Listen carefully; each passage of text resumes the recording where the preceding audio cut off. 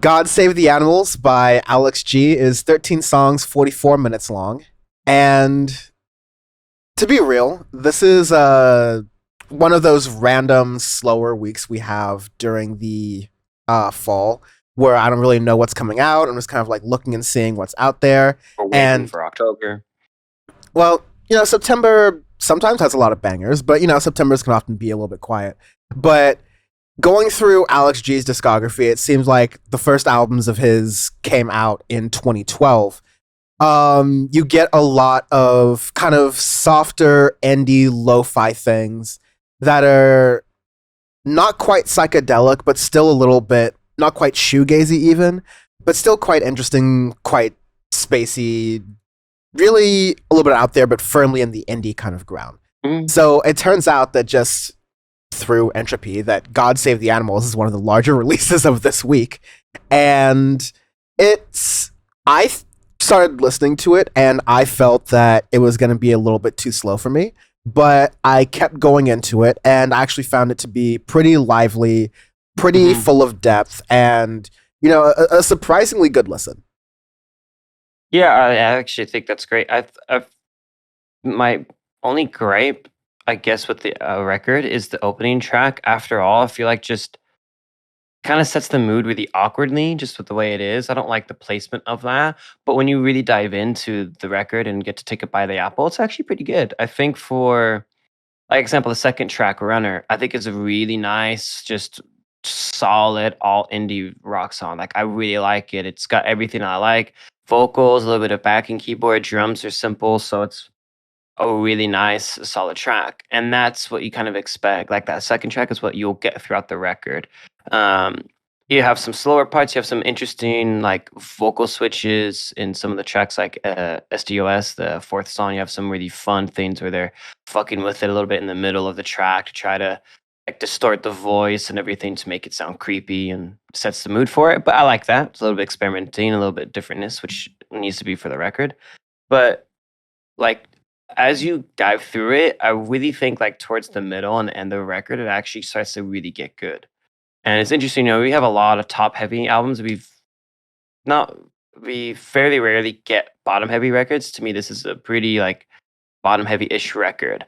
Like you get to like the middle of the record, Cross the Sea, Blessing, Immunity, Headroom Piano towards the end. Like those ones to me really encapsulate like how nice this record is. I really like Blessing as middle track where you get that nice shoegazy experimentation with mixing some of the guitar with electronic in that middle, and I love that aspect because I like shoegaze a lot, but I feel like it could be corny in a way if you do it the wrong way. But in this way, we're experimenting a little bit with keyboards with it in the middle too, and you make almost this haunting sound in the middle of it too. It's nice and it's unique in that way, so I really like that. Yeah, I knew in my listen to it, I detected some shoegaze somewhere around there. But Sure. Yeah.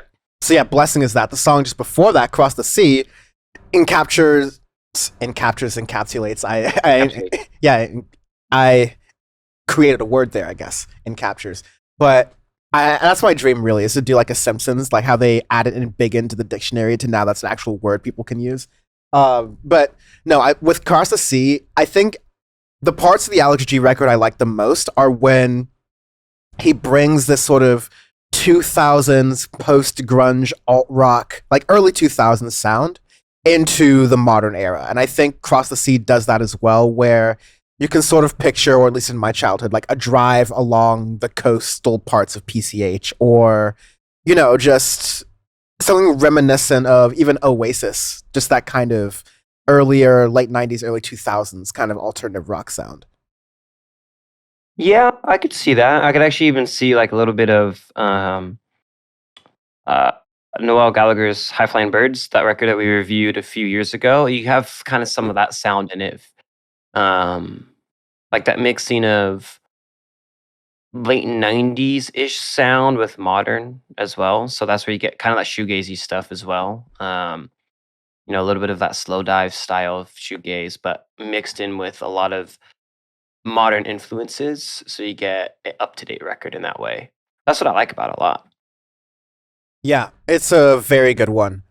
Um, Getting to the end of the album more, You have tracks like Headroom Piano, which Mhm. yeah, they play with both like fuzz Mhm. distortion with the like strings like guitar and bass and everything, and that piano right there. And I think yeah, you're getting tracks that I wish were earlier in the album to kind of get people in, to Yes. kind of like sell people a little bit better, because great album, a lot of stuff going, a lot of good sounds going on through here, but I think it, yeah, as an album playing through, it starts to become a collection of songs because the best songs are all near the end, and so it's almost like a Mhm. slog to get through some of the songs in the beginning. And then you get to some songs in the beginning on like second or third listen, and they're a little bit better. But yeah, I would definitely agree with you that the first track just sets it off in a really weird way. After all, Yeah, I agree with that because there's a lot of good things to dive in here, but a lot of it is middle towards the end of the record. Even like the last two tracks, Miracles and Forgive, are really good tracks. They're fantastic. But they get overshadowed in a way. If you're just doing one listen through, you need to do 2 to 3 listens to really get to it. And for me, it was my second listen through the record where I got to appreciate them a little bit more. And I got to get more into the vocals, more into the production of it, and be like, oh, I thoroughly enjoy this. And this is something that I've been wanting from indie for a while too. So, um, I think it's good. There's just a little couple things I would change here or there for the placement. Maybe even have 1 or 2 less songs, possibly just to get the flow a little bit better. Or just if see the placement, different placements would help with that. But overall, I think it's a good record for indie, especially in this year, in this decade, even. It's a good record. yeah, especially For for this part. indie this year, having had so many issues with indie albums that have the. I'm so sorry because like we just use Rex Orange County as the example here so often, but like they, yeah, they Good lack, collection of songs.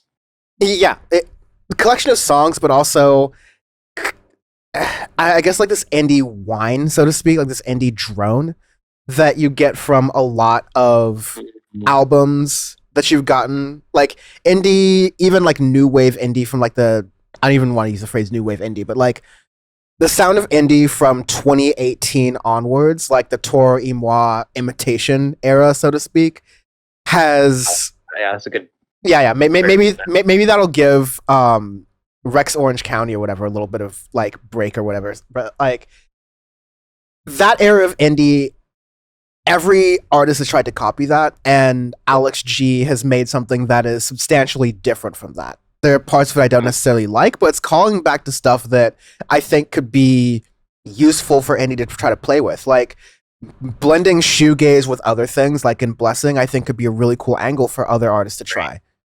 Yeah. Really great implementation there. So, yeah, I think it was a pretty good. There are some things that could definitely be worked on, but overall, really solid project here.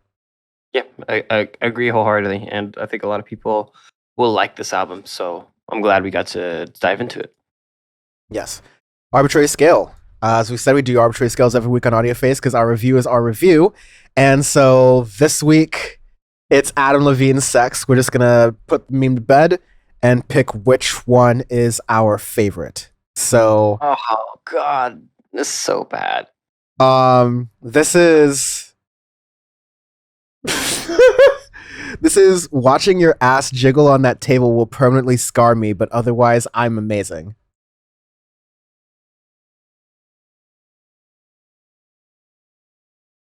Sean, Um, I know my game has left you speechless, but you're gonna have to come with an arbitrary scale. this is you are 50 times hotter in person, and so am I. Ha ha ha ha ha.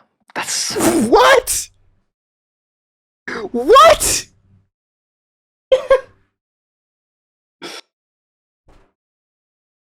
rough. Oh God. Okay.